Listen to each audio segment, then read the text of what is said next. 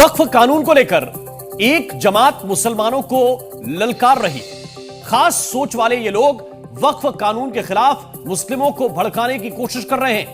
ओवैसी देश के मुसलमानों से फिलिस्तीनियों जैसे सब्र की बात कर रहे हैं। वहीं मुस्लिम लीग के मौलाना कौसर हयात वक्फ कानून पर गृह युद्ध की धमकी दे रहे हैं। लेकिन तमाम उकसावे के बावजूद मुसलमानों का बड़ा तबका वक्फ कानून के समर्थन में उतर आया है। तो क्या ओवैसी और मौलाना कौसर जैसी सोच वालों के खिलाफ पसमानदा मुसलमानों ने बगावत कर दी है?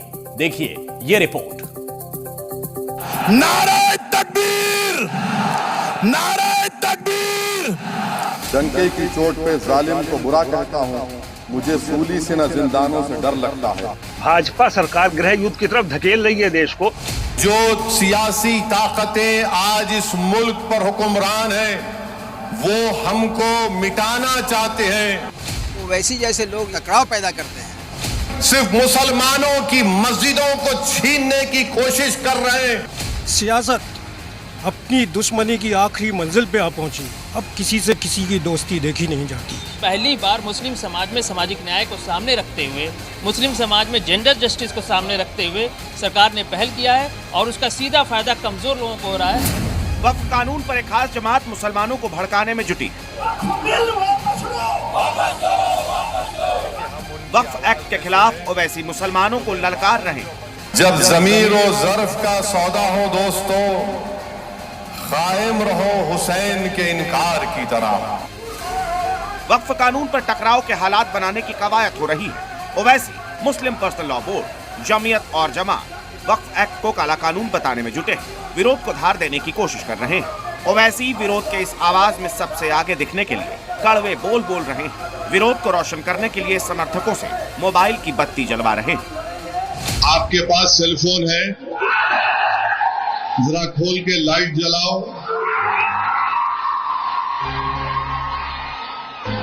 ताकि हमारे बीजेपी वालों की दिमाग की बत्ती जले। लाइट खोलो ताकि हम इस वक्त कानून के खिलाफ पूरे मुल्क को पैगाम दे सके। बेइंतहा भीड़ की ये तस्वीरें हैदराबाद की हैं, जहां 24 घंटे पहले all India Muslim personal law board की अगुवाई में वक्फ कानून के खिलाफ विशाल प्रोटेस्ट हुई, जिसमें AIMIM के मुखिया असदुद्दीन ओवैसी भी शामिल हुए। वक्फ कानून को लेकर जहां वक्फ बोर्ड समर्थक मुस्लिम आवाम को बरगलाने के लिए नफरती तकरीरें कर रही हैं, शहर शहर मार्च और प्रदर्शन का आयोजन हो रहा है। विरोध का माहौल बनाने की कोशिश हो रही है। वहीं दूसरी तरफ वक्फ कानून को लेकर मुस्लिम समाज में दो फाड़ दिखने लगा है। ओवैसी साहब के खिलाफ मुसलमानों के बीच से बगावत की आवाज उठने लगी है। मुस्लिम समाज का एक तबका जहां वक्फ कानून का विरोध कर रहा है, वहीं दूसरी तरफ वक्फ कानून के समर्थन में भी आवाजें उठने लगी। वक्फ कानून का समर्थन करने वाले लोग वो पासमानदा हैं जो लंबे वक्त से मुस्लिम समाज में हाशिए पर है। ओवैसी जैसे लोग, इन लोगों पर भी लॉफुली एक्ट लगा के इन लोगों की जुबान को बंद कर देना चाहिए। सोशल अनरेस्ट न होने पाए। जब मामला सुप्रीम कोर्ट में है और संसद के दोनों सदनों ने उसको पास कर दिया है और सुप्रीम कोर्ट में मामला चल गया, तो हमें इंतजार करना चाहिए कि वहाँ पे क्या हो रहा है। सोशल अनरेस्ट जो लगातार अशराफ वर्ग जो है धरना प्रदर्शन अभी कल हैदराबाद में बड़े पैमाने पर किया, इसकी कोई आवश्यकता नहीं। हम 90-85% मुसलमानों के प्रतिनिधि हैं जो देशज मुसलमान है, पसमानदा मुसलमान है। वो तो ये भी नहीं मानने पे तैयार है कि इसमें भ्रष्टाचार है। वो तो ये भी नहीं मानने पे तैयार है कि इसमें कुछ गलत हो रहा है। वो तो सीधे सीधे ये कह रहे हैं जो 95 में जो है वो एक्ट में जो ताकत मिली वो ताकत बरकरार रहना चाहिए।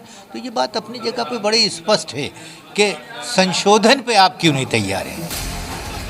वक्फ बोर्ड में मौजूदा करप्शन, कमजोर तबकों की नुमाइंदगी की कमी को पासमानदा समाज मुद्दा बना रहा है और वक्फ कानून के समर्थन में आवाज बुलंद कर रहा है। लेकिन मुसलमानों का एक तबका ऐसा भी है जो ये मान रहा है कि वक्फ कानून के जरिए उनसे मस्जिदें, खानकाहें और कब्रिस्तान छीनने की कोशिश हो रही है। 2014 से लेकर 2025 तक, आज तक जो लोग हमदर्द बने फिरते थे, बोलते थे हम मुसलमानों के साथ हैं, तो उसके लिए मेरे को एक शेर भी याद आ रहा है। वो जो मेरे गम में शरीक थे उन्हें भी मेरे गम अजीज थे। लेकिन वक्फ बोर्ड आने के बाद क्या हो रहा है कि जब हम खुश हुए तो पता चला वो हमारी खुशी के खिलाफ है। मस्जिद छीनने की कोशिश हो ही रही है, एक तो छीन लिए मगर ये अपने मकसद में कामयाब नहीं हो पाएंगे। मुस्लिम को बहुत दबाया जा रहा है, इसमें कोई शक नहीं है। ये पूरा आवाम जानती है, पूरा जनता जानती है। क्या मुसलमानों को टारगेट किया जा रहा है? बेशक किया जा रहा है। कैसे? आर्थिक इकोनॉमी और हर तरह से जो है मॉब लिंचिंग और जिसके जो भी उसका हथकंडा उसको अपना कर हम लोग को कमज़ोर करने की नीति अपनाया जा रहा है। अगर हम लोग आज वक्त पर नहीं चाहते तो मेरे साथ भी यही हाल होगा, जो है फिलिस्तीन के साथ हो रहा है वो हम लोग के साथ भी होगा। वोट बैंक की राजनीति करने वाले नेता वक्फ के नाम पर अपनी चाल चल रहे हैं, मुस्लिम अवाम को बरगलाने की कोशिशों में जुटे हैं।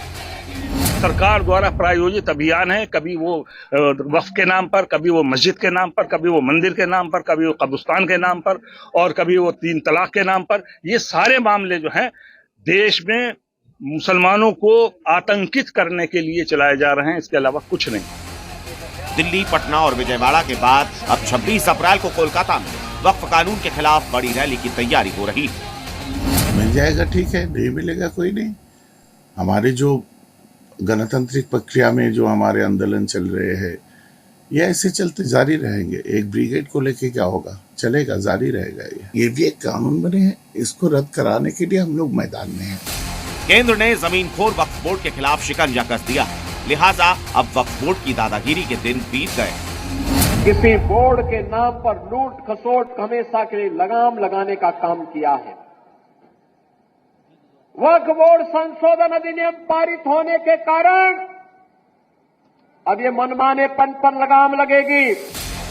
वक्फ कानून के खिलाफ एक खास सियासी जमात ने मुसलमानों की गोलबंदी की कोशिशें शुरू कर दी, लेकिन अब वक्फ के सवाल पर मुसलमानों के बीच ही समर्थन और विरोध की आवाज दिखने लगी है। साफ है कि वक्फ कानून ने मुस्लिम समाज के बीच नई बहस छेड़ दी और ओवैसी जैसे नेताओं की परेशानी बढ़ा दी। ब्यूरो रिपोर्ट, ज़ी मीडिया।